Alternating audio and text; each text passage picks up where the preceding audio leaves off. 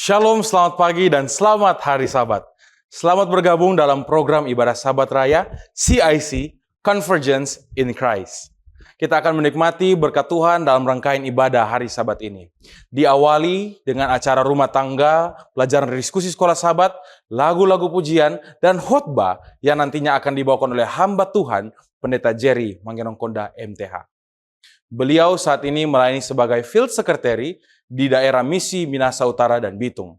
Dan saudara, untuk membuka ibadah kita Sabat hari ini, mari kita nyanyikan lagu buka yang akan dipimpin oleh Praise Team.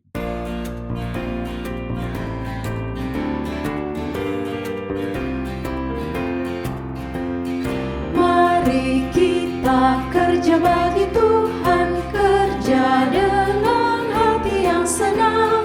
Segala pesan yang Tuhan sampaikan, kerjakan hingga Dia datang.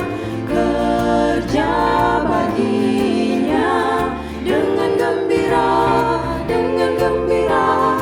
Kerja baginya dalam kebun anggur. Mari kita ceritakan kasih-Nya pada semua manusia. Tuhan Yesus selamanya setia, sudah mengorbankan diri-Nya. Kerja baginya dengan gembira, dengan gembira. Kerja baginya dalam kebun anggur-Nya. Turut Tuhan dengan hati rendah, lakukanlah segala pesan-Nya. Diri yang berdosa diampuni oleh Yesus dan sengsaranya. Kerja baginya dengan gembira, dengan gembira.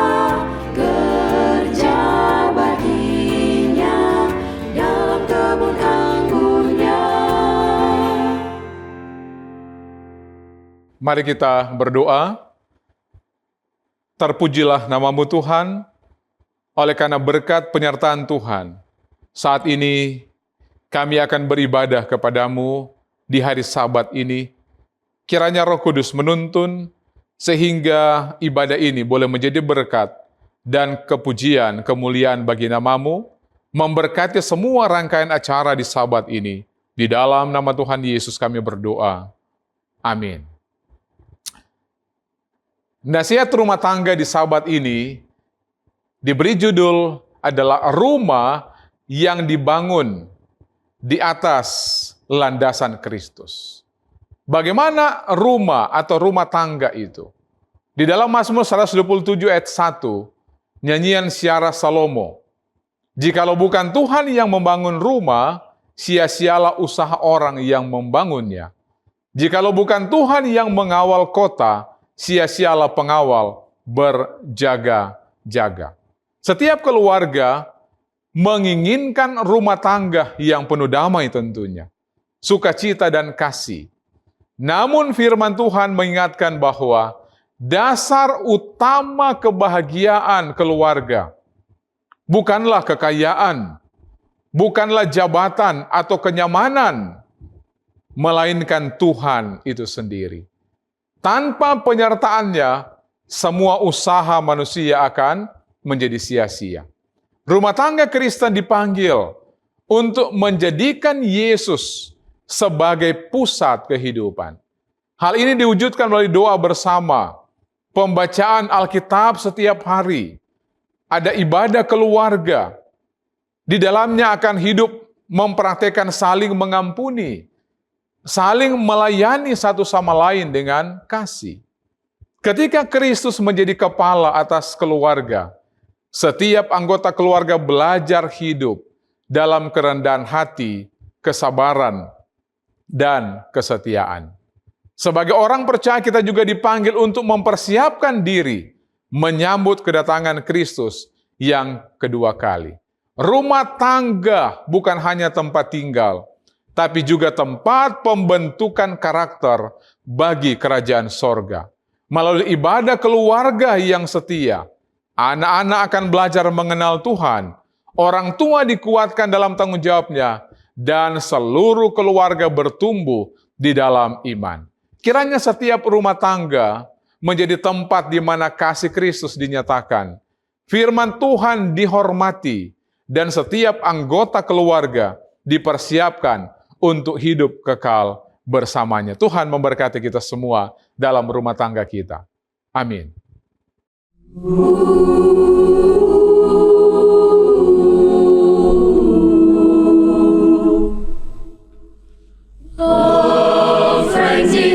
This word of ours, the frenzied pace of changing parts, where no one plays familiar roles, but in this case one promise holds. I can ride the morning winds, and you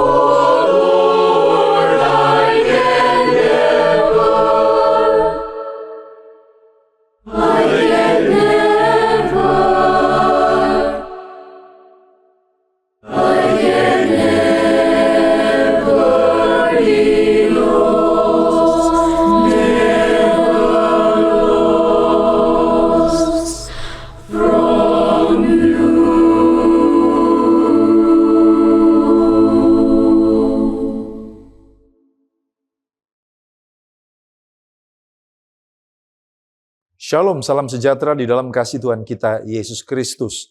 Puji Tuhan, senang boleh kembali bertemu dengan sahabat-sahabat sekalian yang selalu mempelajari pelajaran sekolah sahabat melalui Cornelius Media. Dan kami ingatkan, mari tidak melalaikan tanggung jawab pribadi kita, belajar sekolah sahabat di tempat kita masing-masing.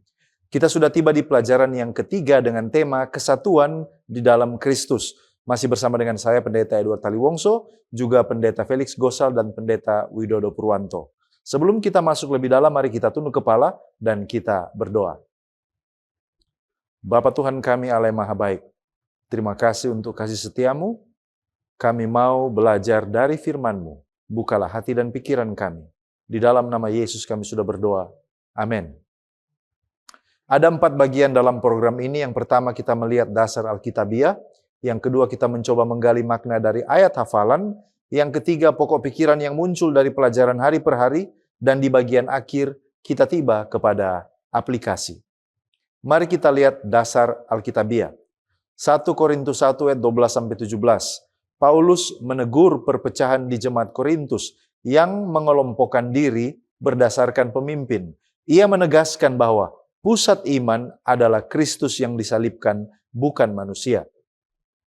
Roma 1 ayat 29, dosa menghasilkan berbagai kejahatan, termasuk perselisihan, iri hati, dan kebencian yang merusak hubungan antara Allah dan sesama. 1 Korintus 1 ayat 10, Paulus mengajak jemaat untuk bersatu dalam pikiran dan tujuan untuk menghindari perpecahan dan hidup dalam kesatuan. Selanjutnya 1 Korintus 3 ayat 1-4. Perpecahan dan sikap memihak pemimpin menunjukkan ketidakdewasaan rohani. Orang percaya dipanggil untuk bertumbuh menuju kedewasaan di dalam Kristus. Filipi 2 ayat 5-8. Kristus menjadi teladan kerendahan hati, ketaatan dan pengorbanan, rela merendahkan diri hingga mati di kayu salib demi keselamatan manusia. 2 Korintus 11 ayat 23-28, Paulus menjelaskan berbagai penderitaan yang ia alami demi Injil. Dia dipenjara, dicambuk, karam kapal, dianiaya, dan dia memikul beban terhadap jemaat. Ini adalah bukti kesetiaannya di dalam pelayanan. Lalu Kolose 1 ayat 24, Paulus bersukacita dalam penderitaan demi Kristus karena melalui pengorbanannya gereja dibangun dan Injil terus diberitakan. Selanjutnya kita melihat pengertian judul kesatuan dalam Kristus. Apa definisi kesatuan menurut Alkitab? Menurut Alkitab, kesatuan adalah keadaan di mana orang-orang percaya memiliki satu hati, satu pikiran, satu tujuan, dan satu komitmen kepada Kristus. Meskipun memiliki berbagai latar belakang karunia dan peran yang berbeda-beda. Dasarnya ada di 1 Korintus 1 ayat 10. Supaya kamu seia sekata, erat bersatu, dan sehati sepikir. Jadi, kesatuan bukan berarti semua orang harus sama dalam segala hal. Tetapi bersatu dalam iman, dalam kasih, dalam misi, yang berpusat pada Kristus. Apa perbedaan dengan kesatuan yang diajarkan oleh dunia ini? Saudaraku, kesatuan di dunia ini dibangun di atas dasar kepentingan bersama, keuntungan, kesamaan hobi, budaya, politik, atau loyalitas kepada tokoh atau kelompok.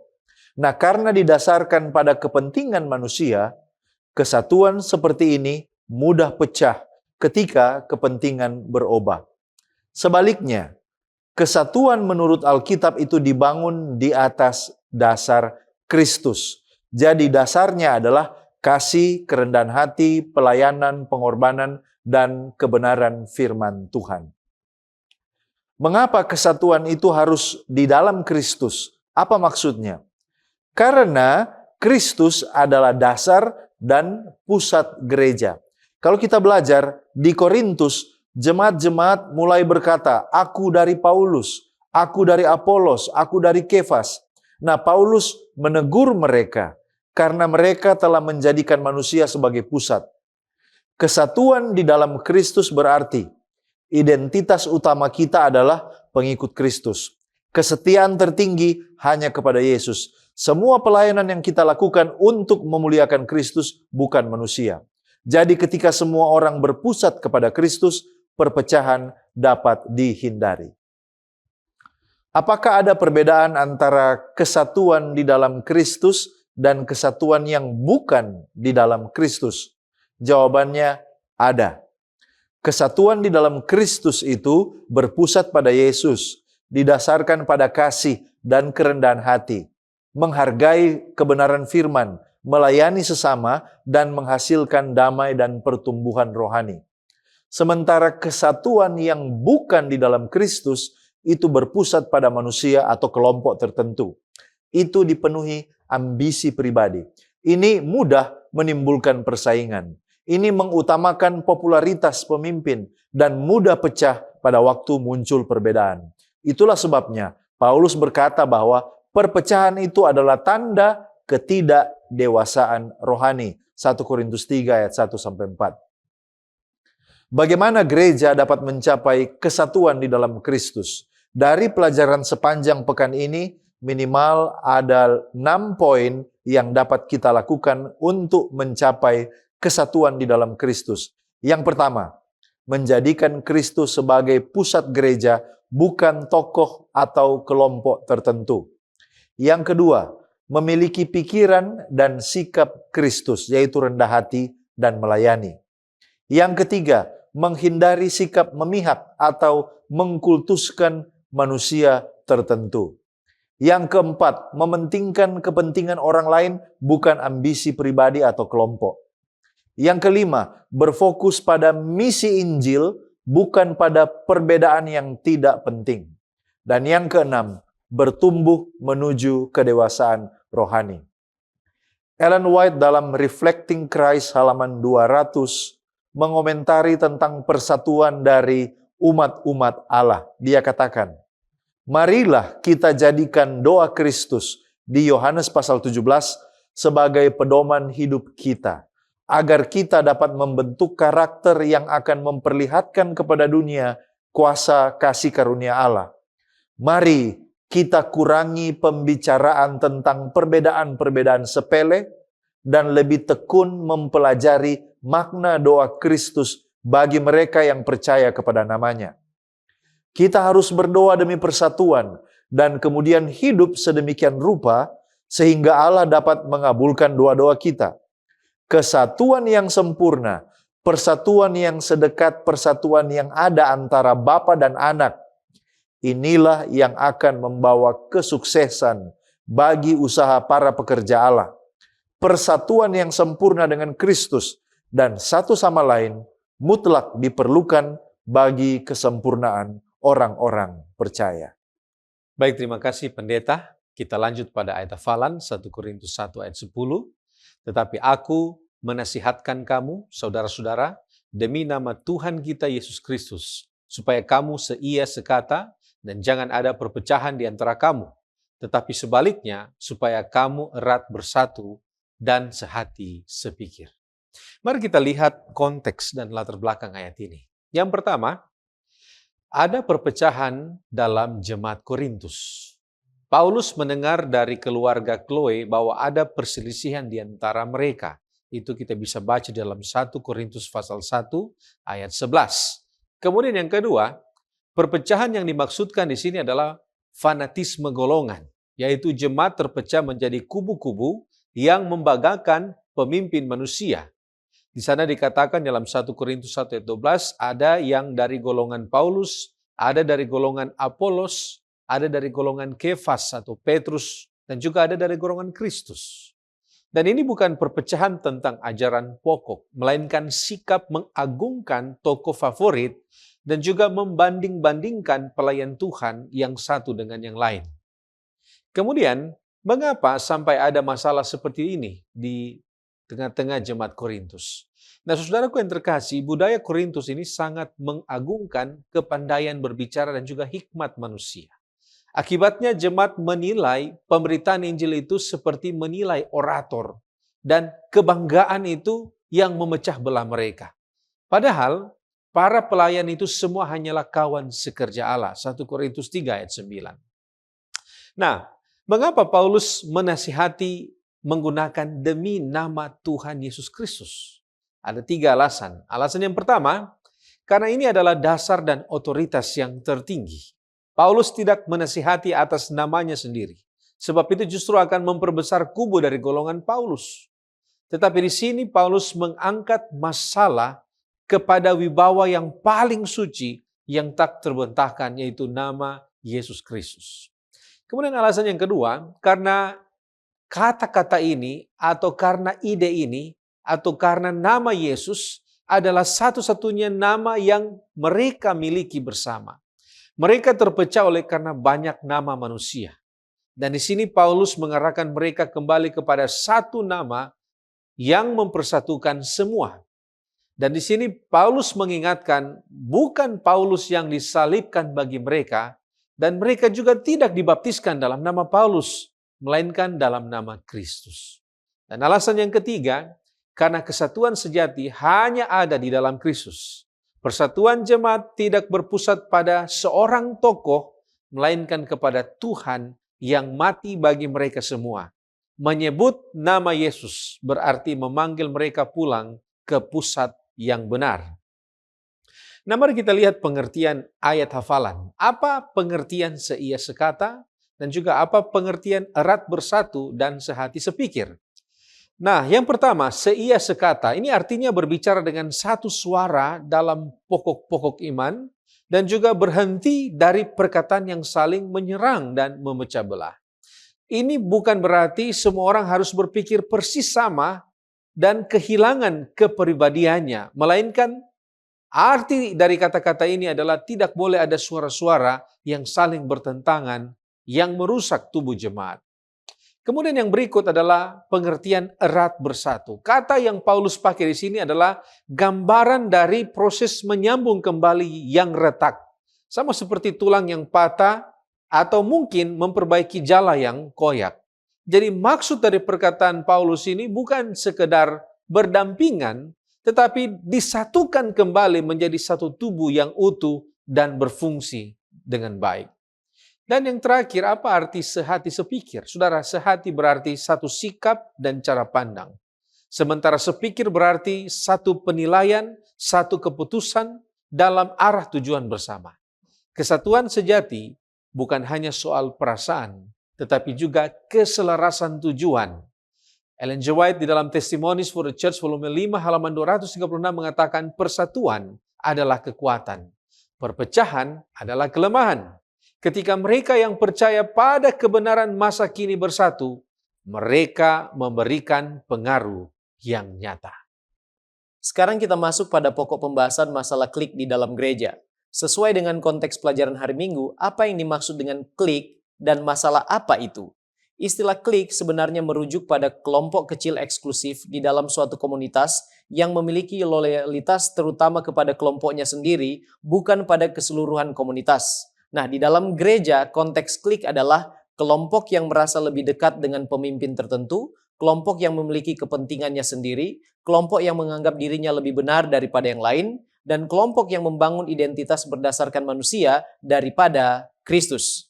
Nah, sebenarnya loyalitas adalah sesuatu yang baik, namun masalah klik di dalam gereja justru menjadi dosa ketika itu menciptakan kubu, menimbulkan eksklusivisme, menghasilkan persaingan dan memecah tubuh gereja yang merupakan tubuh Kristus sendiri. Inilah yang terjadi di Korintus sehingga dalam suratnya yang pertama, pasal yang pertama, Paulus mengatakan di ayat yang ke-10, tetapi aku menasihatkan kamu saudara-saudara, demi nama Tuhan kita Yesus Kristus, supaya kamu seia sekata dan jangan ada perpecahan di antara kamu, tetapi sebaliknya supaya kamu erat bersatu dan sehati sepikir. Nah, di ayat yang ke-12, Paulus menjelaskan apa sesungguhnya yang sedang terjadi dengan mengatakan, yang aku maksudkan ialah bahwa kamu masing-masing berkata, aku dari golongan Paulus, atau aku dari golongan Apolos, atau aku dari golongan Kefas, atau aku dari golongan Kristus. Jadi masalah klik yang dimaksud adalah masalah tidak adanya persatuan di dalam gereja yang ada di Korintus. Sekarang mengapa Paulus menaruh perhatian yang mendalam terhadap masalah perpecahan dan tidak adanya kesatuan? Perpecahan bukan sekedar persoalan organisasi atau perbedaan pendapat. Paulus melihatnya sebagai serangan terhadap tubuh Kristus. Karena gereja adalah satu tubuh yang memiliki satu kepala, yaitu Kristus Yesus sendiri. Itulah sebabnya Paulus tekankan dalam 1 Korintus 1 ayat yang ke-13 bagian A. Adakah Kristus terbagi-bagi? Nah, kata Yunani skisma yang diterjemahkan perpecahan dapat juga diartikan sobekan, retakan, atau tubuh yang terbelah. Kata ini dipakai juga dalam Yohanes 7 ayat 43, Yohanes 9 ayat 16, Yohanes 10 ayat 19 untuk menggambarkan masyarakat yang terpecah belah karena perbedaan pendapat. Paulus memakai kata yang sama untuk menggambarkan jemaat Korintus seolah-olah tubuh Kristus sedang disobek oleh anggotanya sendiri. Sekarang Paulus katakan dalam 1 Korintus 12 ayat yang ke-27, kamu semua adalah tubuh Kristus dan kamu masing-masing adalah anggotanya. Bila satu anggota melukai anggota lain, seluruh tubuh menderita. Itulah sebabnya klik bukan sekedar masalah sosial, tetapi sesungguhnya adalah masalah rohani. Itulah sebabnya Paulus menjadikan persoalan ini sebagai isu pertama dalam suratnya, karena ia memahami betul bahwa kesatuan jemaat adalah sebenarnya kekuatan dari kesaksian Injil. Jika gereja terpecah, pemberitaan Kristus juga akan kehilangan dayanya.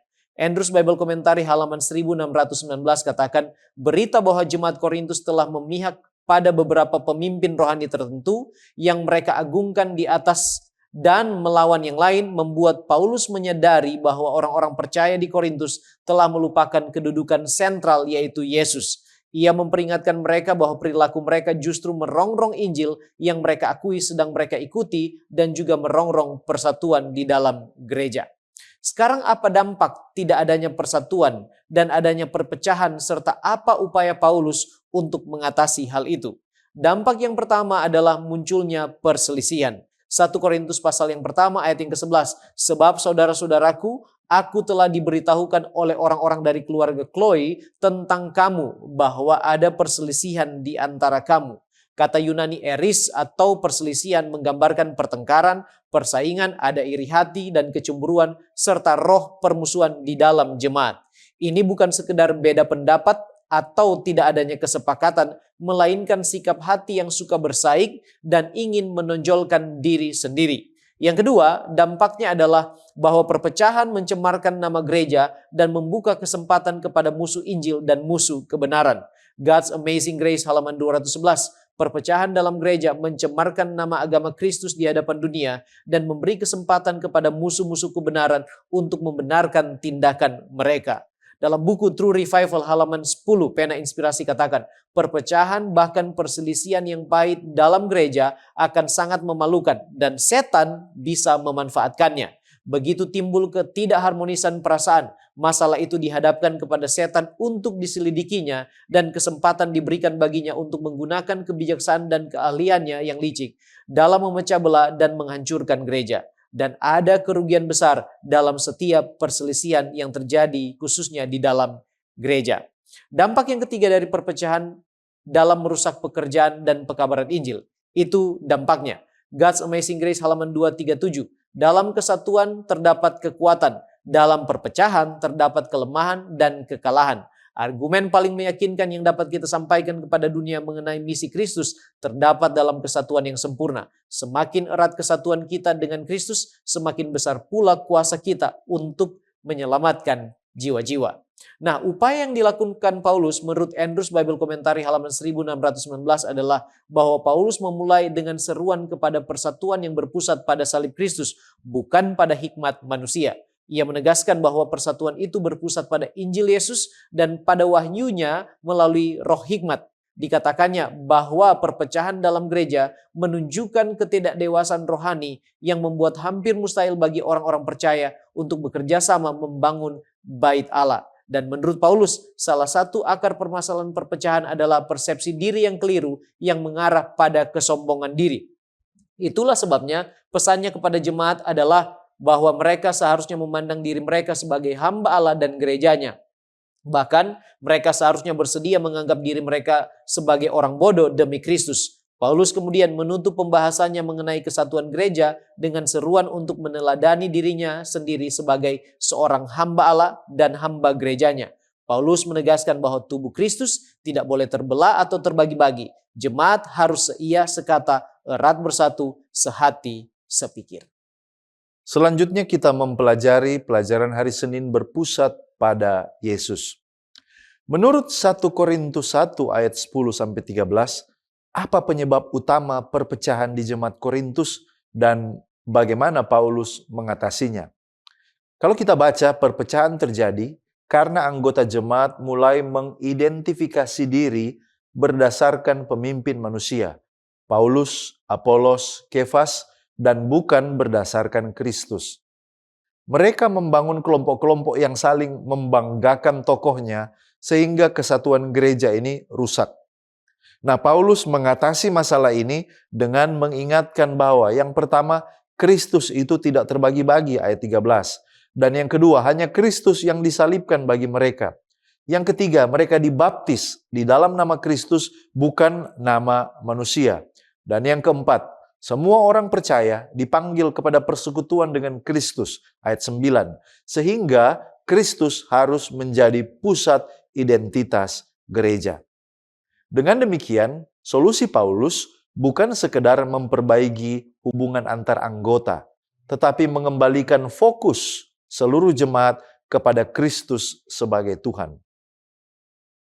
Apa arti frase erat bersatu dan sehati sepikir menurut Paulus? Apakah frase ini artinya semua orang harus memiliki pendapat yang sama? Jawabannya tidak. Paulus tidak sedang mengajarkan keseragaman, melainkan kesatuan di dalam Kristus. Secara teologis terdapat beberapa prinsip penting. Yang pertama, kesatuan itu lahir oleh karena semua orang tunduk kepada Kristus. Kristus adalah kepala gereja menurut 1 Korintus 12 ayat 27. Lalu yang kedua, kesatuan itu bukan berarti menghapus keberagaman. Oleh karena di 1 Korintus pasal 12, Paulus menjelaskan bahwa satu tubuh punya banyak anggota dengan berbagai fungsi yang berbeda. Perbedaan bukan masalah. Yang jadi masalah adalah ketika perbedaan menghasilkan persaingan. Yang ketiga, kata Yunani katartiso yang artinya bersatu, ini juga bisa memiliki beberapa makna. Bisa berarti dipulihkan, diperbaiki, atau dikembalikan ke kondisi yang benar. Artinya, Paulus menghendaki relasi jemaat itu dipulihkan kembali sebagaimana Allah merancang gerejana. Dan yang keempat, kesatuan itu dibangun oleh Injil. Kesatuan Kristen bukan dibangun atas kepribadian pemimpin, budaya, suku, atau cara ibadah tertentu, melainkan di atas karya salib Kristus. Dengan demikian, sehati sepikir berarti memiliki orientasi yang sama kepada Kristus dan misinya. Bukan berarti setiap orang selalu memiliki pandangan atau gaya yang identik. Bagaimana kita dapat memastikan bahwa kalau ada kelompok pelayanan, kelompok kecil, atau ada komunitas rohani, ini tidak berubah menjadi klik yang memecah gereja? Nah, kelompok kecil merupakan sarana pertumbuhan rohani yang baik, tetapi dapat berubah menjadi klik apabila loyalitas kepada kelompok atau pemimpin lebih besar daripada kepada Kristus dan gerejanya. Ada beberapa prinsip praktis.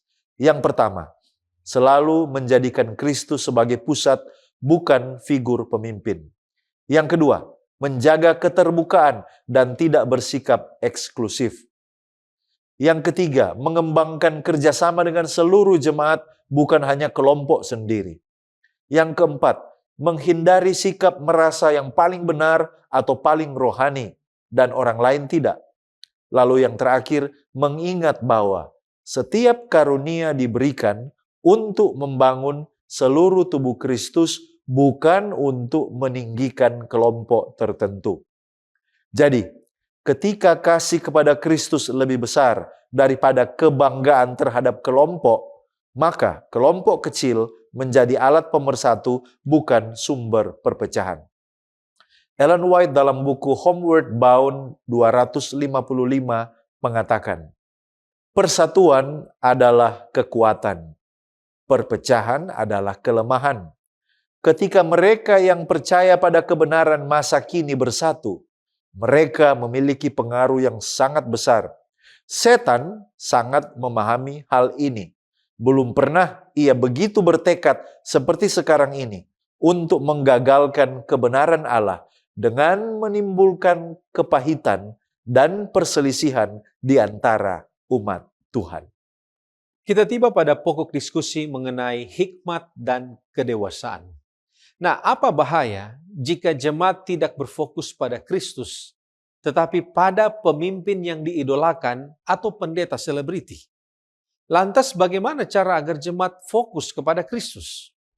Nah, saudara, paling sedikit ada 3 bahaya kalau jemaat tidak fokus kepada Kristus dan hanya fokus kepada idola, pemimpin atau pendeta. Yang pertama, bahaya yang pertama yaitu itu dapat memecah belah jemaat. Dan inilah persis penyakit yang ada di Korintus. Ketika loyalitas diarahkan kepada tokoh tertentu, kepada pemimpin tertentu, maka jemaat akan terpecah menjadi kubu-kubu. Muncul perbandingan, muncul iri hati, ada persaingan, dan ini bukan menggambarkan kesatuan di dalam Kristus. Bahaya yang kedua, ini dapat menempatkan manusia di tempat yang hanya milik Kristus. Dan ini dapat kita katakan ini adalah dosa berhala. Iman jemaat hanya bergantung pada karisma suara atau kepandaian seorang yang berkhotbah di depan mimbar, bukan pada Kristus dan firman-Nya. Dan akibat dari masalah ini adalah bila tokoh itu jatuh, bila pemimpin itu gagal, bila pemimpin itu pergi, maka jemaat atau iman jemaat akan ikut goyah. Kemudian yang ketiga, bahaya yang ketiga, itu dapat menggeser pusat ibadah dari Kristus kepada manusia.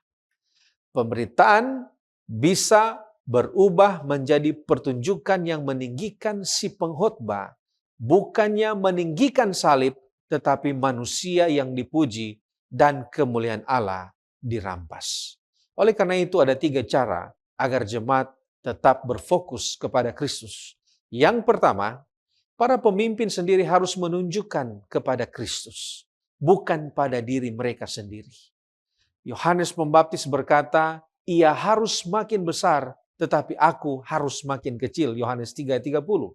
Paulus juga pernah berkata, bukan diri kami yang kami beritakan, tetapi Yesus Kristus sebagai Tuhan. 2 Korintus 4:5. Kemudian yang kedua, jadikan Alkitab sebagai ukuran, bukan manusia, bukan pengkhotbah. Dan yang ketiga, hargai pelayan Tuhan secukupnya tanpa mengidolakan. Kenapa? Karena mereka hanya kawan sekerja Allah. Pelayan Tuhan hanya menanam dan menyiram. Allah yang memberikan pertumbuhan. 1 Korintus 3 ayat 5-7. Lalu buat di dalam The Publishing Ministry, halaman 128 mengatakan, kita diperingatkan supaya jangan percaya kepada manusia, ataupun menjadikan manusia sebagai sandaran kekuatan kita. Suatu kutuk diucapkan atas semua orang yang berbuat demikian. Nah, mari kita lanjut. Apa pengertian makanan keras dalam tulisan Paulus? Nah, apakah baik jika jemaat Tuhan hanya minum susu saja dan tidak perlu mendapatkan makanan keras? Nah, hal-hal apa yang kemudian diperlukan agar ada peningkatan di dalam jemaat dari yang biasanya suka minum susu hingga mulai terbiasa dengan makanan keras? Nah, mari kita lihat yang pertama, apa itu pengertian makanan keras? Nah, makanan keras ini adalah firman yang lebih dalam dan memberikan tantangan kepada jemaat. Itu yang pertama. Yang kedua, makanan keras ini pengertiannya adalah doktrin yang harus dikunyah. Bukan saja kita minum, tapi harus dikunyah. Artinya ada proses di sana.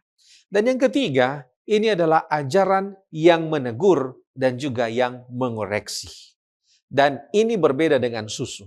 Susu itu adalah kebenaran dasar yang sederhana dan juga menghibur dan memotivasi.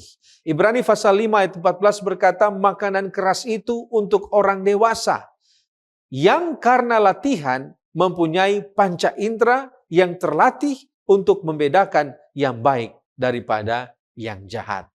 Nah, kita kembali pada pertanyaan tadi. Apakah baik jika jemaat hanya minum susu saja dan tidak perlu makan makanan keras?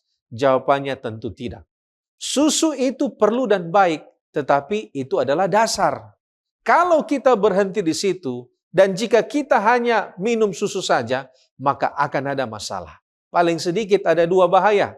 Yang pertama, jemaat yang hanya mau dihibur dan dimotivasi, tetapi menolak doktrin, koreksi, dan tantangan firman akan tetap menjadi seperti bayi secara rohani. Mereka mudah diombang-ambingkan oleh setiap angin pengajaran. Efesus pasal 4 ayat 14. Bahaya yang kedua, jemaat yang selalu hanya minum susu dan tidak mau makan makanan keras akan menjadi jemaat yang tidak bisa membedakan kebenaran dari kesesatan. Dan bahkan mereka dapat tersinggung ketika mendengar firman yang tegas. Nah, oleh karena itu, bagaimana cara agar supaya jemaat dapat meningkatkan kehidupan rohani mereka dari yang suka minum susu kepada makanan keras? Ada 4 langkah. Yang pertama, belajar Alkitab lebih dalam dan teratur. Yang kedua, terima pengajaran yang menegur, bukan hanya yang menyenangkan. Jangan tersinggung oleh firman yang mengoreksi, justru disitulah akan terjadi pertumbuhan. Yang ketiga, praktekkan kebenaran yang kita dapat. Kita bertumbuh dengan melakukan, bukan hanya dengan mendengar. Dan yang keempat, mari kita beralih dari yang sering disuap menjadi yang juga menyuap orang lain. Jadi di dalam Ibrani pasal 5 ayat 12 mengatakan, sebenarnya kamu karena lamanya menjadi Kristen sudah seharusnya menjadi pengajar.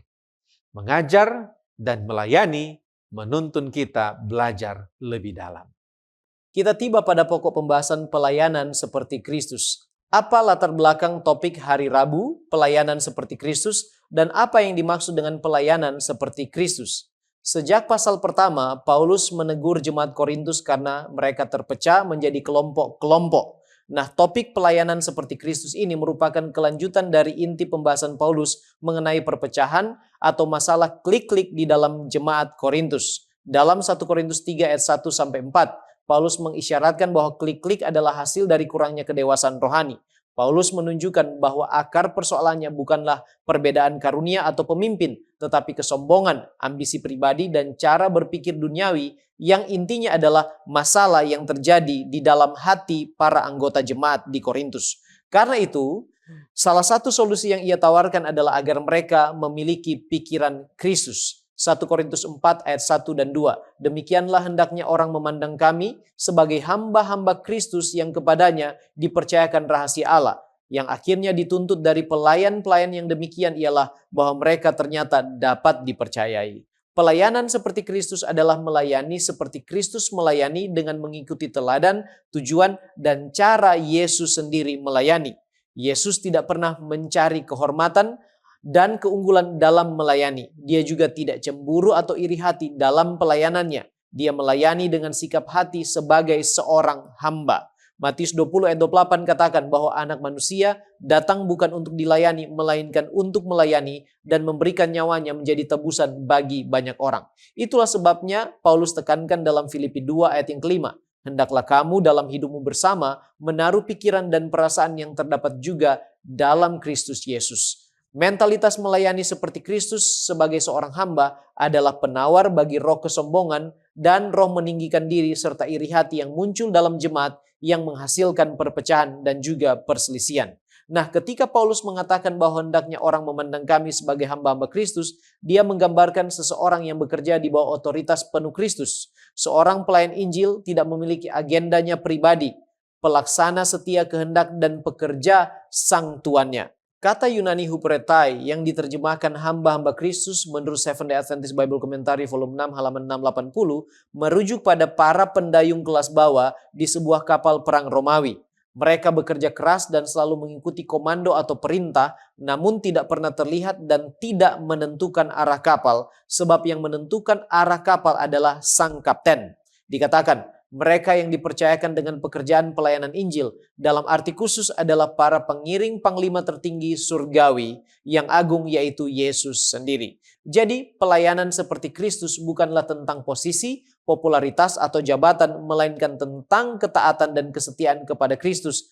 Atau sama artinya dengan memiliki pikiran yang sama dengan Kristus, pikiran sebagai seorang hamba yang melayani dengan penuh ketaatan dan juga kesetiaan. Sekarang mengapa kita perlu melayani seperti Kristus dan bagaimana kita melakukannya? Yang pertama, kita perlu melayani seperti Kristus karena Dia sendiri yang telah memberikan teladan yang sempurna untuk kita mengikutinya dalam pelayanan. Jadi Yesus bukan hanya mengajarkan bagaimana melayani, tetapi hidupnya adalah pelayanan. Bahkan puncaknya adalah Ia memberikan nyawanya untuk menjadi tebusan bagi banyak orang sesuai dengan Markus 10 ayat yang ke-45. Inilah inti pikiran Kristus dalam melayani. Yesus katakan dalam Yohanes 13 ayat 15, sebab aku telah memberikan suatu teladan kepada kamu, supaya kamu juga berbuat sama seperti yang telah kuperbuat kepadamu. Artinya kita perlu melayani seperti Kristus karena kita mau mengikuti perintah dan juga teladannya. 1 Petrus 2 ayat 21, sebab untuk itulah kamu dipanggil, karena Kristus pun telah menderita untuk kamu dan telah meninggalkan teladan bagimu, supaya kamu mengikuti jejaknya. Yang kedua, kita perlu melayani seperti Kristus sebab dalam melayani seperti Kristus, tabiat serta karakter kita perlahan-lahan diubahkan, dibentuk sesuai dengan karakternya sambil kita juga menyatakan kasih kita kepadanya. Matius 25 ayat 40, sesungguhnya segala sesuatu yang kamu lakukan untuk salah seorang dari saudaraku yang paling hina ini, Kamu telah melakukannya untuk aku, kata Yesus sendiri. Yang ketiga, pelayanan seperti Kristus adalah sesungguhnya bukti pertumbuhan rohani yang akan berujung pada mempersatukan gereja. Desire of Ages halaman 651. Kristus telah memberikan bukti bahwa ia bersedia melakukan pelayanan apapun, betapapun rendah dan sederhana hal itu, demi menjadikan mereka ahli waris bersamanya atas kekayaan kekal dari harta surgawi. Dan dengan melakukan hal itu, hal yang sama, para murid menyatakan komitmen mereka untuk melayani seperti Kristus. Hal ini akan membawa anak-anak Allah ke dalam suatu hubungan yang kudus untuk saling mendorong dan juga saling memberkati. Dikatakan mereka mengikat perjanjian bahwa hidup mereka akan dipersembahkan bagi pelayanan yang tidak mementingkan diri sendiri, dan ladang pelayanan mereka sama luasnya dengan ladang pelayanan Kristus. Dunia ini, saudaraku, penuh dengan orang-orang yang membutuhkan pelayanan kita. Orang-orang miskin yang tidak berdaya dan yang tidak berpengetahuan ada di mana-mana. Mereka yang telah bersekutu dengan Kristus akan pergi untuk melayani sebagaimana Kristus telah melayani.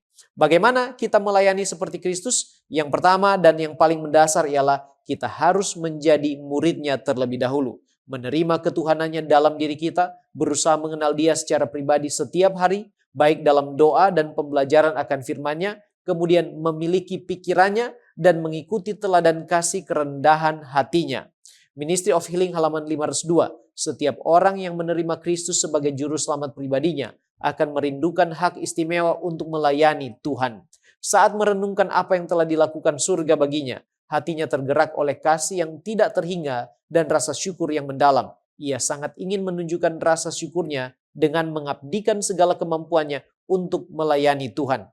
Ia sangat ingin menunjukkan kasihnya kepada Kristus dan kepada umatnya yang telah ditebusnya. Dan ia rela menghadapi kesulitan, penderitaan, dan pengorbanan karena mau melayani seperti Kristus. Namun yang tidak boleh kita lupakan agar kita bisa melayani seperti Kristus adalah meminta kecurahan Roh Kudus sama seperti yang dialami oleh murid-murid para rasul termasuk Rasul Paulus. Sebab hanya melalui urapan dan pertolongan Roh Kudus, kita yang lemah dan berdosa ini dimampukan untuk melayani seperti Tuhan kita. Our Father Cares halaman 136. Roh Kudus akan menggunakan segala kemampuan yang dipercayakan Allah untuk pelayanan Kristus, serta akan membentuk dan mengasah kita sesuai dengan teladan ilahi. Nah, mungkin kita bertanya, apa keuntungan melayani seperti Kristus dan apa pelajarannya bagi kita? Keuntungan melayani seperti Kristus menurut Efesus 4 ayat 13 adalah sesungguhnya untuk membentuk kita bertumbuh dan mencapai kedewasaan penuh sesuai dengan kepenuhan Kristus. Dan dengan demikian, hidup kita akan selalu menyatakan kasih dan kerendahan hati, serta kita akan dijauhkan dari ambisi pribadi, roh cinta diri, roh iri hati, dan persaingan atau ingin dipuji, sehingga hidup kita akan membawa kuasa, juga pengaruh positif bagi keluarga kita, jemaat kita agar memiliki kesatuan yang kuat dalam Kristus, juga bagi pekerjaan Tuhan yang lebih luas. Baik, terima kasih pendeta. Sekarang kita melihat gaya hidup yang mencerminkan salib. Menurut 1 Korintus 4 ayat 1-13, bagaimana Paulus menggambarkan ciri-ciri seorang pemimpin Kristen yang sejati? Paulus menggambarkan pemimpin Kristen sebagai pelayan Kristus dan pengelola rahasia-rahasia Allah. Bukan sebagai tokoh yang mencari popularitas atau kehormatan. Ciri-ciri pemimpin yang sejati menurut Paulus adalah, yang pertama, setia kepada Allah. Sebab kesetiaan adalah syarat utama seorang pengelola. Yang kedua, tidak bergantung pada penilaian manusia, tetapi menyerahkan penghakiman kepada Allah. Ayat 3 sampai ayat 5. Yang ketiga, rendah hati. Menyadari bahwa semua yang dia punya berasal dari Allah. Ayat 6 sampai ayat 7. Lalu kemudian, bersedia menderita demi Injil. Sebagaimana yang dialami para rasul. Ayat 9 sampai 13. Lalu kemudian, tidak membalas kejahatan dengan kejahatan, tetapi tetap memberkati ketika dicaci, bersabar ketika dianiaya, menjawab dengan lemah lembut ketika difitnah. Ayat 12 dan ayat 13. Dengan demikian, ukuran kepemimpinan Kristen bukanlah status, kekuasaan, atau penghormatan, melainkan kesetiaan, kerendahan hati, dan pengorbanan. Pertanyaan selanjutnya, mengapa penderitaan menjadi bagian yang tidak terpisahkan dari kepemimpinan Kristen menurut teologi salib. Teologi salib mengajarkan bahwa kemenangan Allah dinyatakan melalui pengorbanan, bukan melalui kekuasaan dunia. Secara teologis terdapat beberapa prinsip penting. Yang pertama, salib itu adalah pola hidup murid Kristus. Yesus memenangkan keselamatan melalui penderitaan dan pengorbanan, bukan dengan dominasi atau paksaan. Yang kedua, penderitaan bukan tanda kegagalan pelayanan. Dalam 2 Korintus 11 ayat 23-28, Paulus mencatat berbagai penderitaan yang dialami. Dia dipenjara, dicambuk, dilempari batu, karam kapal, kelaparan, dan lain sebagainya. Semua itu bukan bukti bahwa Allah meninggalkan dia, melainkan konsekuensi dari kesetiaannya kepada Kristus. Yang ketiga, penderitaan itu adalah partisipasi kita dalam pelayanan Kristus. Kolose 1 ayat 24 menunjukkan bahwa Paulus bersuka cita dalam penderitaan karena melalui pengorbanannya Injil terus diberitakan dan tubuh Kristus terus dibangun. Yang keempat, kepemimpinan Kristen itu menolak kesombongan. Paulus secara ironis menyebut jemaat Korintus sebagai kaya, bijaksana, bahkan raja di 1 Korintus 4, 8-10. Sementara para rasul dia katakan hidup dalam penderitaan. Nah, kontras ini menunjukkan bahwa kepemimpinan Kristen bukanlah mengejar prestise, melainkan hidup semangat salib, melayani, berkorban, dan memuliakan Allah. Bagaimana kita dapat menerapkan gaya hidup yang mencerminkan salib dalam pelayanan? Setiap orang percaya dipanggil untuk memikul salib, bukan hanya para pendeta atau pemimpin gereja. Mari kita lihat beberapa penerapan praktisnya. Yang pertama, melayani tanpa mencari pujian atau pengakuan. Yang kedua, tetap setia meskipun pelayanan kita mungkin tidak dihargai.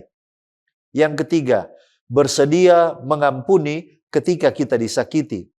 Yang keempat, kita menjawab kritik dan fitnah dengan kasih, bukan balas dendam. Dan yang kelima, memuliakan Allah atas setiap keberhasilan pelayanan, bukan kita membanggakan diri sendiri. Berbicara tentang orang yang hidupnya telah diubahkan karena memandang salib Kristus, Ellen White mengatakan dalam The Review and Herald Oktober 6, 1891, dunia telah kehilangan dirinya, sebab hidupnya tersembunyi bersama Kristus di dalam Allah. Artinya, aku tidak lagi memegang kekuasaan tertinggi. Cahaya yang bersinar dari salib Kalvari menyelimuti dirinya dalam sinar-sinarnya yang cemerlang.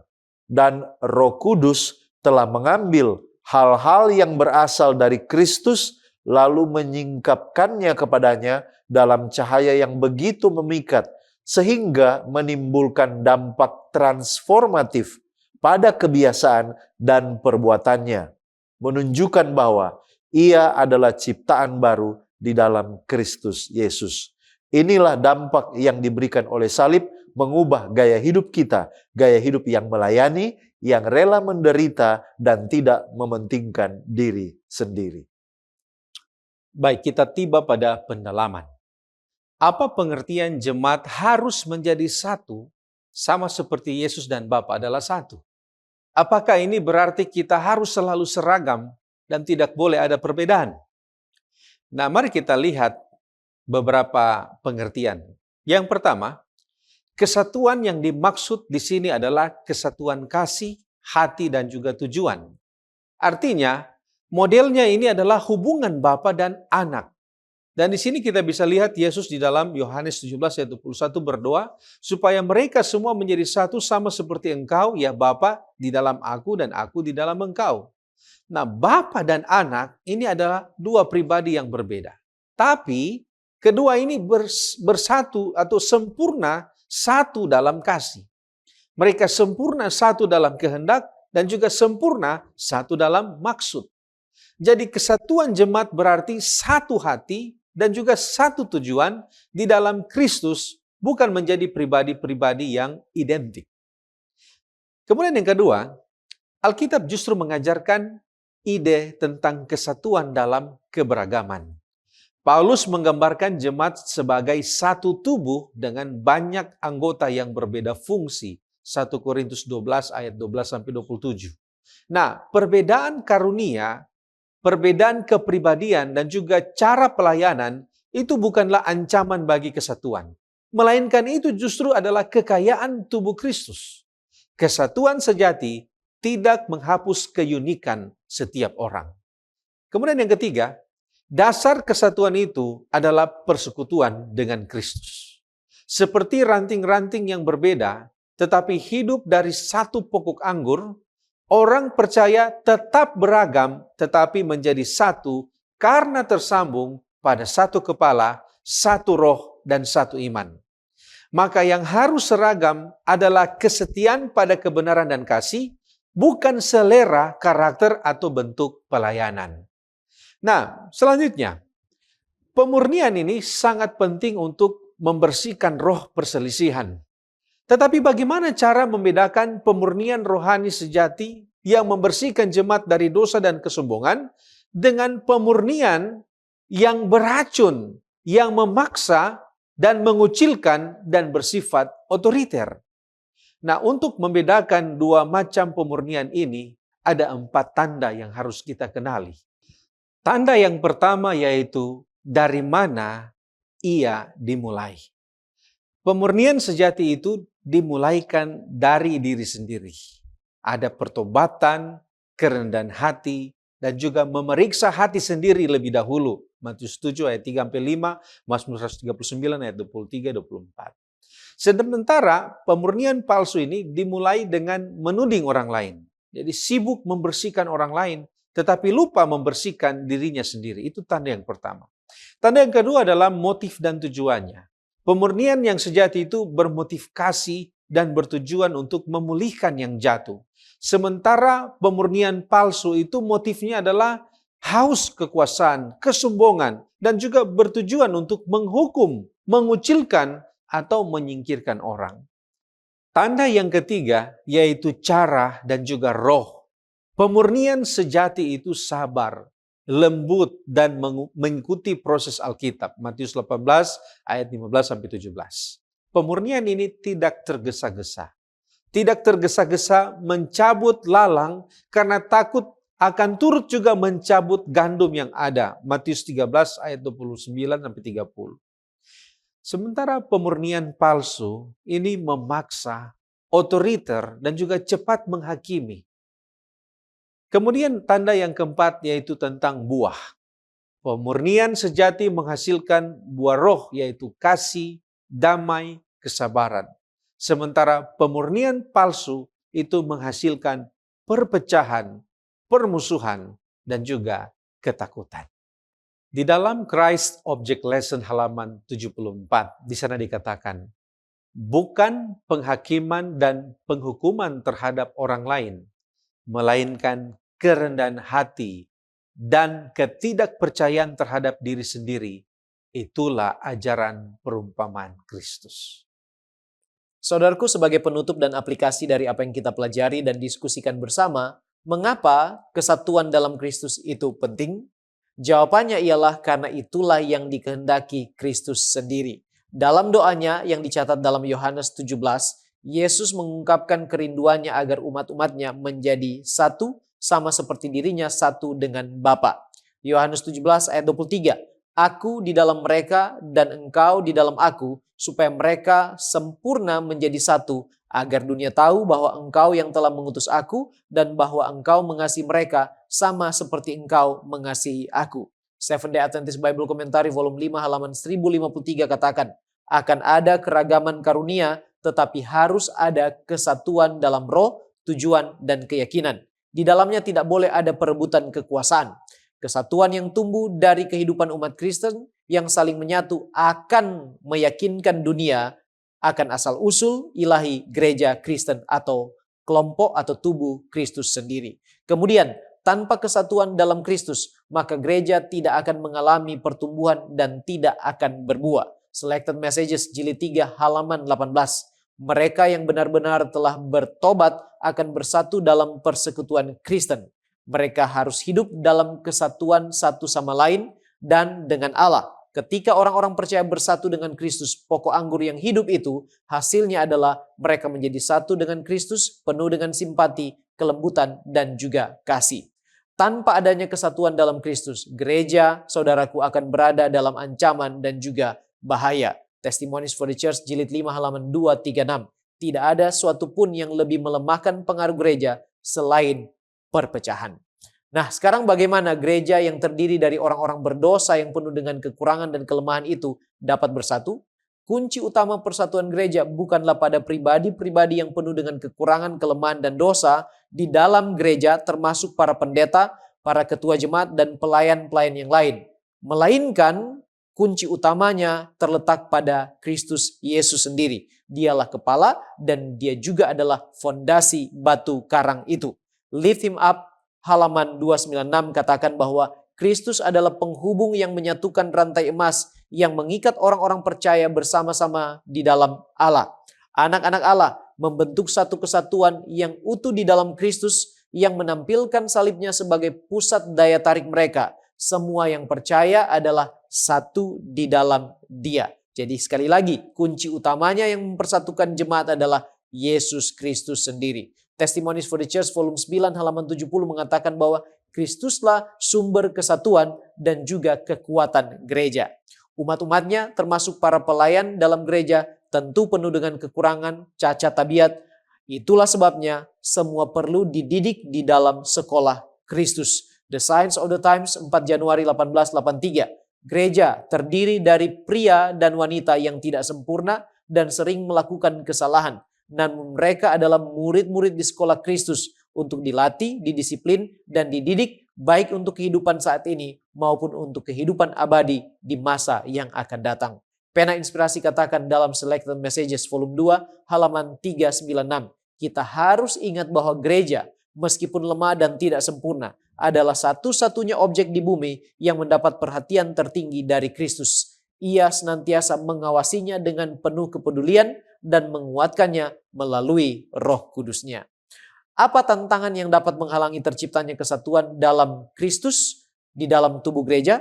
Yang pertama, roh mengidolakan seorang pemimpin atau manusia yang pastinya akan mendorong perpecahan dan perselisihan. Yang kedua, kedagingan seperti yang disinggung Paulus dalam 1 Korintus 3 ayat 3 yang dimanifestasikan melalui iri hati, persaingan, ambisi, dan juga cinta diri. Yang ketiga, adanya kesombongan rohani. Merasa paling benar, paling rohani, paling penting, paling tahu, dan paling berkuasa, serta ingin dipuji. Inilah yang menjadi akar banyak konflik dan perpecahan yang terjadi di dalam tubuh gereja. Itulah sebabnya, melalui pelajaran sekolah Sabat ini, kita diajak untuk yang pertama, menjadikan Kristus sebagai pusat kehidupan kita secara pribadi dan juga pusat dari tubuh gereja. Yang kedua, masing-masing anggota jemaat harus memiliki pikiran yang sama dengan pikiran Kristus, melayani sebagaimana Dia melayani. Yang ketiga, terus bertumbuh dalam pertumbuhan dan kedewasaan penuh di dalam Kristus. Dan juga yang keempat, melayani seperti Kristus serta memiliki karakter sepertinya yang mencerminkan salib. Semua ini adalah penawar dan solusi bagi semua faktor yang mungkin menjadi tantangan dan penghalang terciptanya dalam tubuh gereja kesatuan dalam Kristus. Hal ini hanya mungkin terjadi melalui pengaruh Roh Kudus. Dalam buku That I May Know Him halaman 57, Pena Inspirasi katakan, pengaruh Roh Kudus adalah hidup Kristus di dalam jiwa. Saat ini kita memang tidak melihat Kristus dan tidak berbicara kepadanya, tetapi Roh Kudus-Nya selalu ada di dekat kita dimanapun kita berada. Roh Kudus itu bekerja di dalam dan melalui setiap orang yang menerima Kristus. Mereka yang merasakan kehadiran Roh Kudus di dalam diri mereka akan memperlihatkan buah-buah roh, kasih, sukacita, damai sejahtera, kesabaran, kelemah lembutan, kebaikan, dan juga iman. Dan hasilnya mereka akan menjadi alat Tuhan yang berkuasa untuk pemberitaan Injil dari dalam tubuh gereja. In Heavenly Places halaman 318, seorang Kristen sejati yang penuh dengan kasih adalah argumen terkuat untuk mendukung kebenaran Alkitab.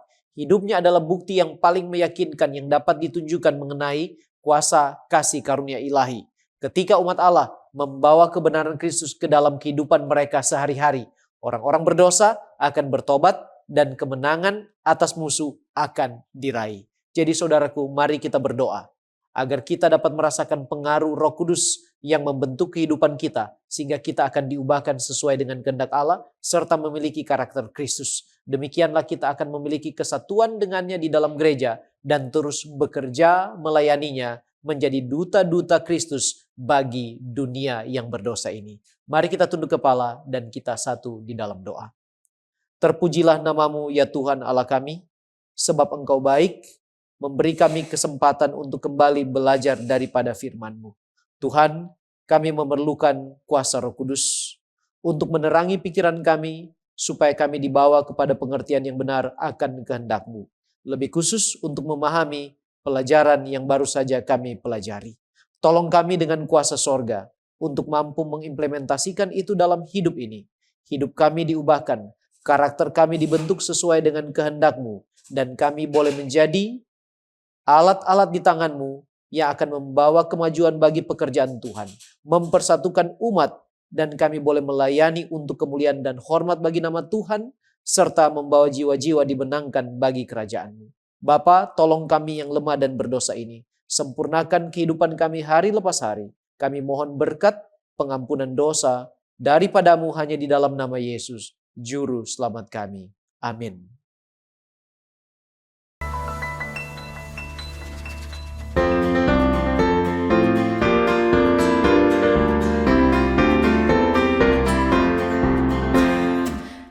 Lonceng surga amat meriah, karena pulang jiwa yang sesat. Bapa mau berjumpa dengan mulianya, dan menyambut anak yang penat. Puji Tuhan, malaikat nyanyi, puji Tuhan, bunyi kecapi.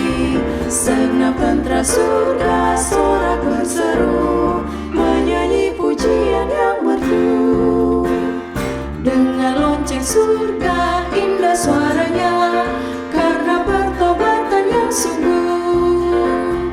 Tuhan mengampuni orang berdosa, dan menjadi jiwa yang baru. Puji Tuhan, malaikat nyanyi, puji Tuhan, bunyi kecapi. Segenap tentara surga sorak berseru, menyanyi pujian yang merdu.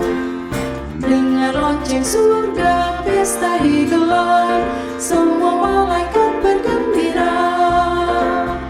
Masyurkanlah Yesus, sabda yang benar, telah lahir jiwa yang indah. Puji Tuhan, malaikat nyanyi, puji Tuhan, bunyi kecapi. Segenap tentara surga sorak berseru, menyanyi pujian yang merdu. Kita berdoa.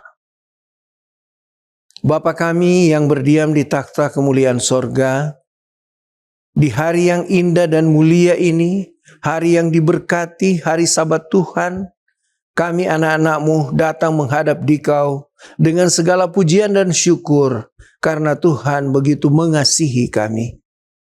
Saat ini Bapa, kami percaya, lewat ibadah ini, Tuhan telah menyediakan berkat-berkat indah. Untuk itu ya Bapa, kami berdoa khusus hamba Tuhan yang akan membawakan firman-Mu. Kiranya Tuhan akan mengurapi dia agar dia berkata-kata sesuai dengan kehendak Tuhan. Dan pekabaran yang dia bawakan dapat menjadi berkat kepada kami semua ya Tuhan. Dan pada saat ini, hamba juga berdoa untuk semua anak-anak Tuhan yang sedang beribadah bersama. Kiranya berkat-berkat Sabat yang limpah akan Tuhan karuniakan di dalam kehidupan anak-anak-Mu. Mendoakan anak-anak Tuhan yang saat ini bergumul, mungkin dalam keadaan sakit, baik itu di rumah atau di rumah sakit. Tuhan, jamah tubuh mereka, sembuhkan mereka, atau pergumulan lainnya yang sedang mereka hadapi ya Tuhan. Kiranya Engkau datang menolong anak-anak-Mu, sehingga kehidupan kami benar-benar akan dipenuhi dengan sukacita fakta yang berasal dari Tuhan. Seluruh rangkaian acara kami pada saat ini, kami mau serahkan hanya ke dalam tangan Tuhan. Biarlah kehendak Tuhan yang berlaku di dalam ibadah kami pada hari Sabat yang indah ini. Karena kami sudah berdoa dan mengucap syukur hanya di dalam nama Tuhan Yesus yang telah menjadi penebus dan juru selamat kami yang hidup. Haleluya. Amin.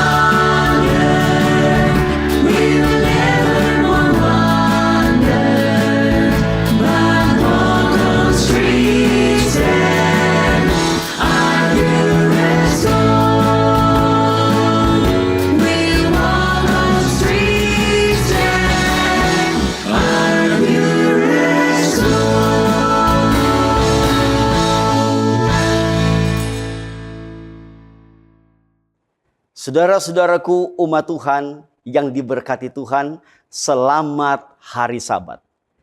Judul khotbah pada hari Sabat ini adalah periksalah dirimu sebelum terlambat. Periksalah dirimu sebelum terlambat. Mari kita berdoa. Bapa di sorga, kami sedia untuk menerima firman Tuhan. Kiranya Tuhan memberkati kami. Melalui Roh Kudus menerangi hati dan pikiran kami. Kami memahami dan menghidupkannya dalam kehidupan kami. Terpujilah Engkau dalam nama Yesus. Amin. Periksalah dirimu sebelum terlambat. Tahukah Anda apa tanda-tanda orang sedang menjauh dari Tuhan?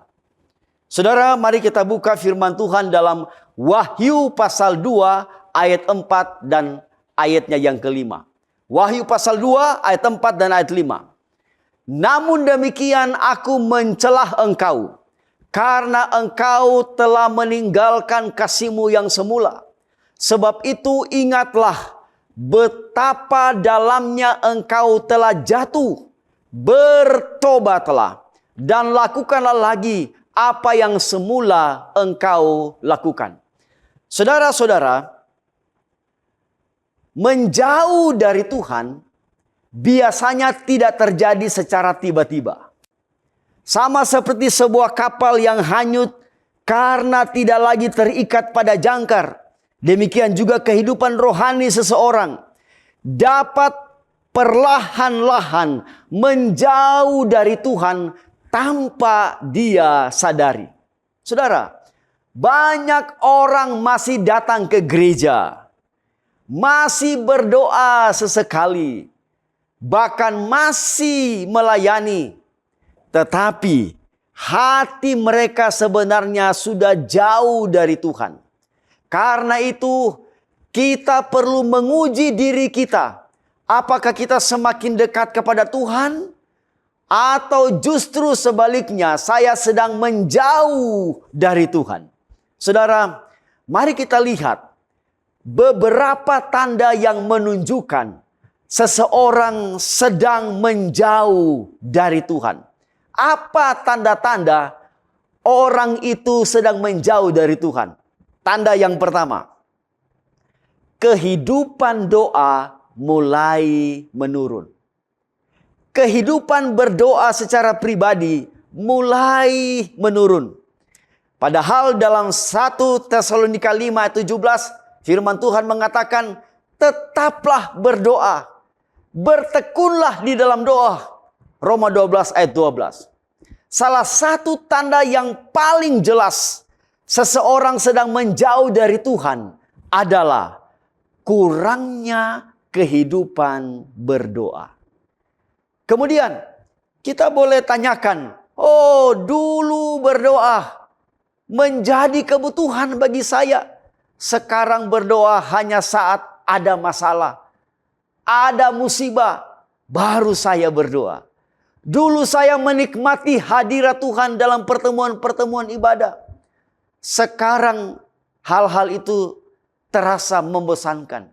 Saudaraku, ketika hubungan dengan Tuhan mulai melemah, komunikasi dengan Tuhan juga akan berkurang. Itu tanda yang pertama. Tanda yang kedua, apa tanda orang mulai menjauh dari Tuhan? Yang kedua adalah tidak lagi merasa haus dan lapar akan firman Tuhan. Padahal dalam Mazmur 119 ayat 105 firman Tuhan mengatakan, firman-Mu itu pelita bagi kakiku dan terang bagi jalanku. Saudara, orang yang dekat dengan Tuhan akan mencintai firman Tuhan karena itu adalah bagian dari kehidupannya. Saudara, orang yang dekat dengan Tuhan akan mencintai firman-Nya otomatis.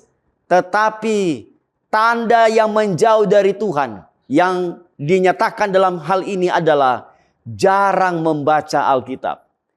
Tidak lagi tertarik mendengar khotbah, merasa bahwa firman Tuhan itu tidak penting. Lebih banyak menghabiskan waktu dengan hal-hal duniawi daripada mencari Tuhan.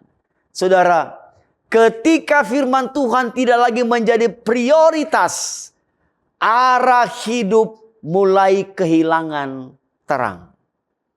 Tanda yang ketiga, orang mulai menjauh dari Tuhan. Hati menjadi kurang peka terhadap dosa. Saudara, kesalahan-kesalahan yang dibuat, perbuatan-perbuatan jahat yang dibuat, dirasa sudah bukan lagi kejahatan, dirasa sudah bukan lagi kesalahan, dirasa sudah bukan lagi dosa. Padahal itu terang-terangan dosa. Tapi rasanya sudah tidak ada bahwa itu dosa. Saudaraku, Efesus 4 ayat 19 dia katakan, perasaan mereka telah tumpul. Orang yang dekat dengan Tuhan akan merasa sedih, merasa susah ketika berbuat dosa. Saudara, namun ketika seseorang mulai menjauh dari Tuhan, apa yang jadi saudaraku? Dosa dianggap biasa. Kebohongan dianggap hal kecil. Kemarahan, kebencian, kepahitan, dengki dipelihara, saudara. Dipelihara, dihidupkan dalam kehidupan pribadi. Yang harusnya hal-hal itu sudah dibuang ketika kita menjadi umat Allah. Hati nurani menjadi semakin tumpul. Saudaraku yang diberkati Tuhan, bahaya terbesar bukan ketika seseorang jatuh dalam dosa, tetapi ketika ia tidak lagi merasa bahwa itu bersalah, bahwa itu adalah sebuah tindakan dosa. Oh, tidak ada rasa lagi dia, tidak ada rasa takut lagi, tidak ada rasa gelisah lagi terhadap perbuatan jahat, perbuatan kesalahan yang ia buat. Padahal itu adalah terang-terangan sebuah perbuatan dosa. Kemudian yang keempat, tanda orang sedang menjauh dari Tuhan. Lebih mencintai dunia daripada Tuhan. 1 Yohanes 2 ayat 1, dia katakan, janganlah kamu mengasihi dunia dan apa yang ada di dalamnya. Bukan berarti kita tidak boleh bekerja atau menikmati berkat Tuhan. Namun masalah muncul. Apa masalahnya saudara?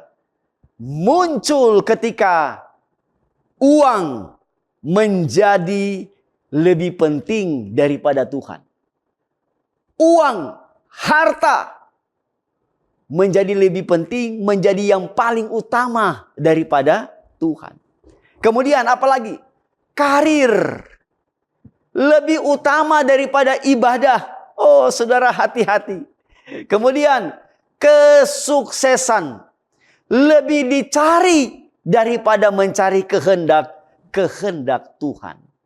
Saudara, apa yang paling kita cintai akan menentukan arah kehidupan kita.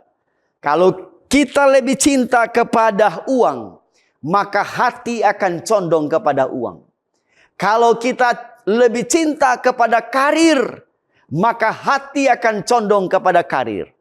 Kalau kita lebih cinta kepada sesuatu yang menyenangkan, katakan itu sebuah hobi misalnya, maka hati akan lebih condong kepada hal tersebut. Akhirnya Tuhan menjadi nomor 2 dan nomor kesekian dalam kehidupan kita. Hati-hati saudara. Tanda yang kelima, orang sedang menjauh dari Tuhan. Kehilangan sukacita rohani. Mazmur 51 ayat 14 dia katakan, bangkitkanlah kembali padaku kegirangan karena keselamatan yang daripadamu. Saudaraku, sukacita sejati berasal dari hubungan yang benar dengan Tuhan. Ketika seseorang menjauh dari Tuhan, hal apa yang terlihat?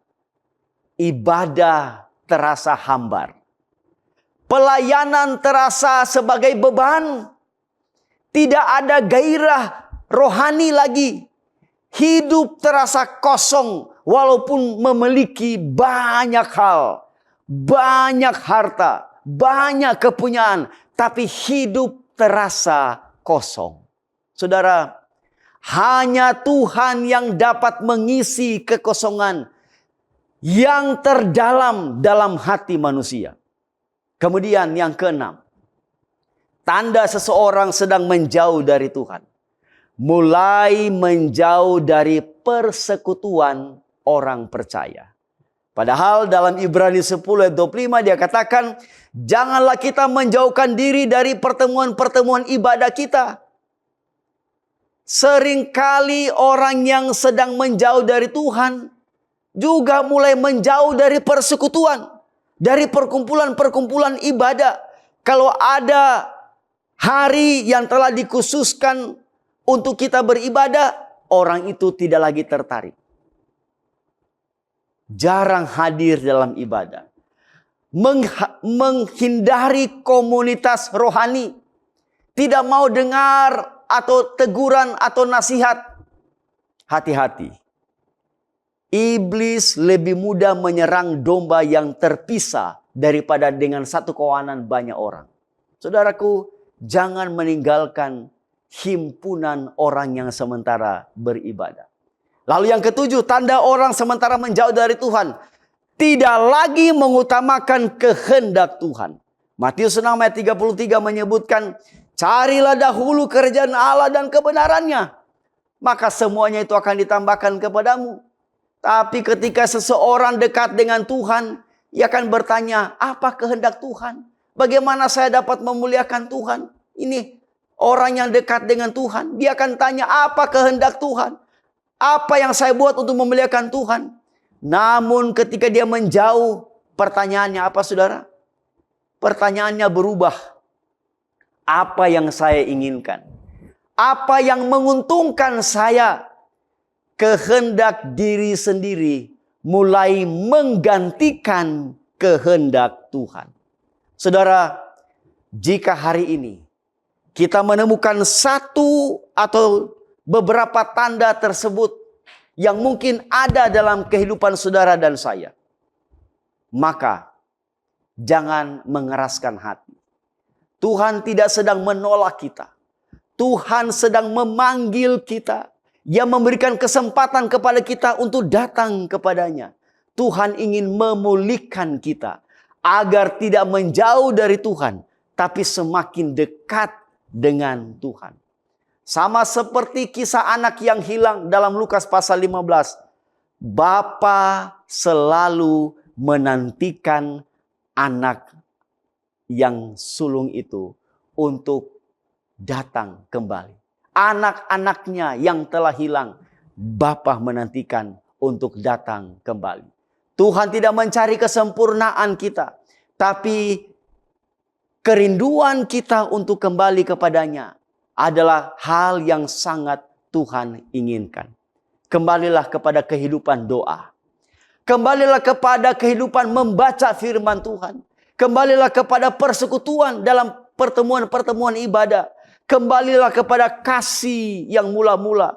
Karena semakin dekat kepada Tuhan, semakin kita mengalami damai sejahtera, sukacita, dan tujuan hidup kita yang sejati. Tuhan kiranya memberkati adalah doa dan harapan kita bersama. Amin. Mari kita berdoa. Bapa di sorga, terima kasih untuk berkat rohani yang kami telah terima dari firman Tuhan pada hari Sabat ini. Tuhan memberkati kami agar kami selalu dekat dengan Tuhan, gantinya menjauh dari Tuhan. Adalah doa dan permohonan kami di dalam nama Yesus. Amin.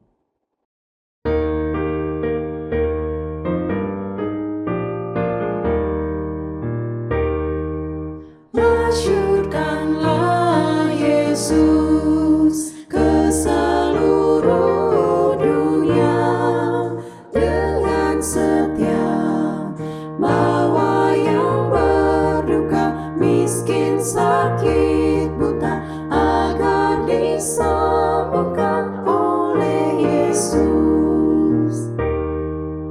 Masyurkanlah Yesus ke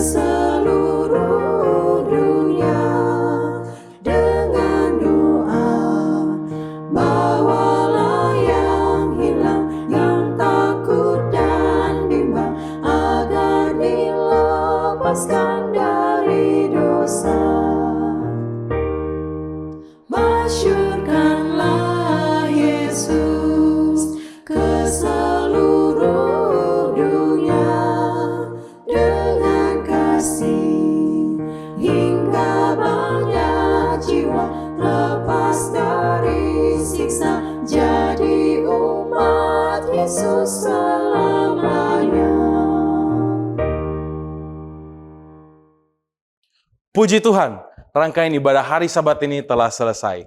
Terima kasih telah bergabung bersama dengan kami dalam rangkaian ibadah hari Sabat ini. Jangan lupa saksikan program yang sama pada minggu depan dan program-program lainnya hanya di Cornelius Media, Bridge to the Truth.